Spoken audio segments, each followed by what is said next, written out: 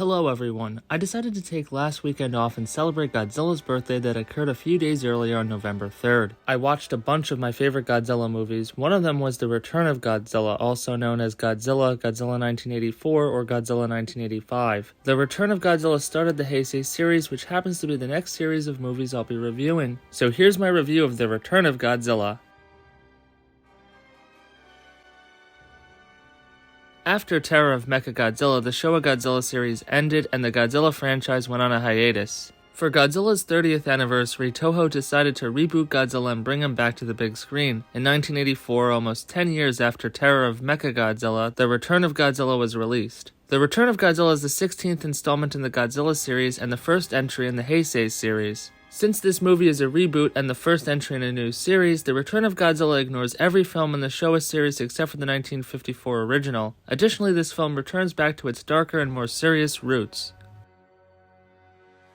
After a huge storm, the fishing boat Yadamaru is reported lost at sea by maritime authorities. Journalist Goro Maki finds the destroyed ship and rescues the sole survivor Hiroshi Okamura. Once back in Japan, Okamura confirms for authorities that the monster he saw was Godzilla. Hoping to avoid panic, the Japanese government decides to keep Godzilla's return a secret. However, this is foiled when Godzilla destroys a Soviet nuclear submarine and escalates Cold War tensions dramatically. Seeking to avoid a nuclear war between the United States and the Soviet Union, Japan reveals that Godzilla destroyed the submarine. Godzilla strikes again and reappears off the coast of Japan, destroying a power plant. With Godzilla back, the Americans and the Soviets seem eager to test their nuclear arsenals against Godzilla on Japanese soil. The Japanese Prime Minister refuses either nation to use nuclear weapons as he looks to alternative ways to handle Godzilla. One idea proposed by Dr. Hayashida is to lure Godzilla to Mount Mahara and trap him inside the volcano using a signal device. Eventually, Godzilla arrives in Tokyo and rampages throughout the city, causing mass destruction. Godzilla's rampage is interrupted by the Super X, an advanced hovering warship designed to defend the capital. But the situation becomes more complicated after it's revealed that Godzilla triggered a Soviet nuclear missile to accidentally launch at Tokyo.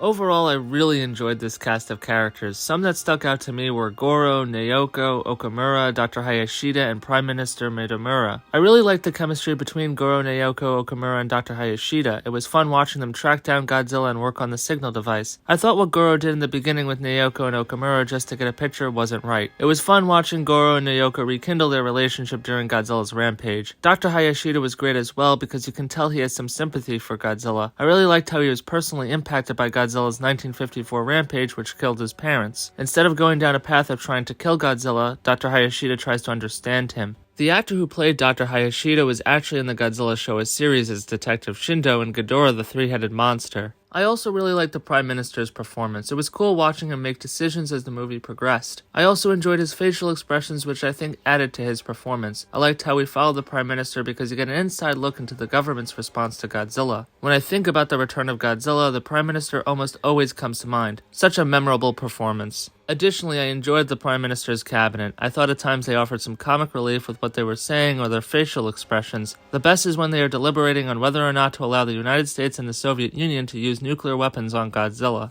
Finally, I thought that the Vagrant played by Tetsuya Takeda was another memorable performance. I thought his character was great because it again was a fun comic relief character. It was fun watching him set the table in the restaurant for himself or yelling at Godzilla to leave him alone. Even better was when he helped Goro and Naoko, but then goes off to steal a briefcase.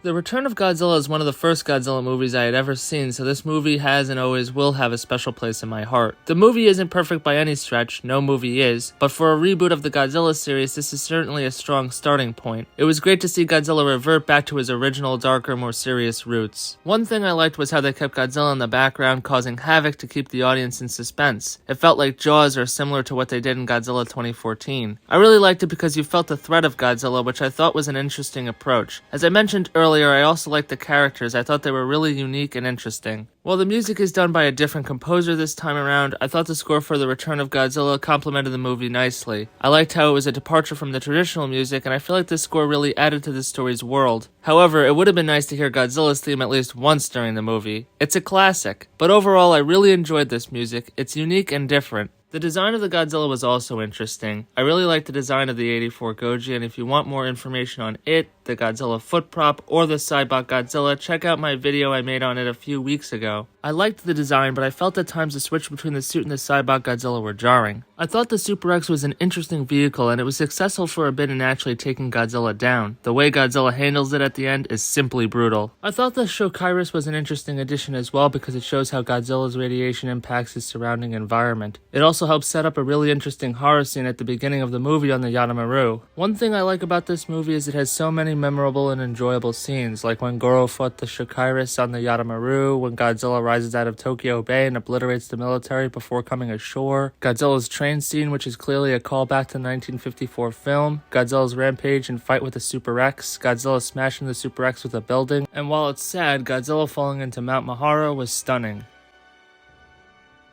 The actor who played Dr. Hayashida wasn't the only returning actor from the Showa era. In fact, Hiroshi Kazumi returned and played Minami the geologist. Additionally, Yoshibumi Tajima also returned and played Hidaka, Minister of the Environment. While this is the first entry in the Heisei series of Godzilla films, The Return of Godzilla was actually the last film to be produced and released during the Showa period in Japan, which lasted from 1926 to 1989. The original story was actually written 4 years prior in 1980, titled Resurrection of Godzilla. In this script, Godzilla would fight a shape-shifting monster named Bagan, and the Super X wasn't featured as much. The Return of Godzilla was the last Godzilla film veteran special effects producer Teruyoshi Nakano worked on. He had been doing special effects for Godzilla since 1971 and said The Return of Godzilla was one of his favorite Godzilla films he had directed the special effects for, along with Godzilla vs. Mechagodzilla. The Return of Godzilla was shot in a less wide aspect ratio, which hadn't been used since Godzilla Raids Again. This is the only film in the Heisei series not to have a verse in its title. One of the film's protagonists, Goro Maki, shares his name and job with the main character of Son of Godzilla. The name would be used again for an unseen character in Shin Godzilla in 2016. The actress who played Naoko was the winner of the first Toho Cinderella contest in 1984. She was honored as Newcomer of the Year at the 9th Japanese Academy Awards and performed Goodbye Lover, which can be heard early in the film when Goro discovers the Yatamaru. During the scene where Godzilla drops the train, you can see the Ghostbusters logo on a nearby building. This is because Ghostbusters opened in Japanese theaters 13 days before The Return of Godzilla. I really enjoyed this movie. Godzilla, the fights with the Super X, the characters, the music, and the special effects were incredible. This is a film no G fan should miss. I'm going to give this movie 4 out of 5 stars.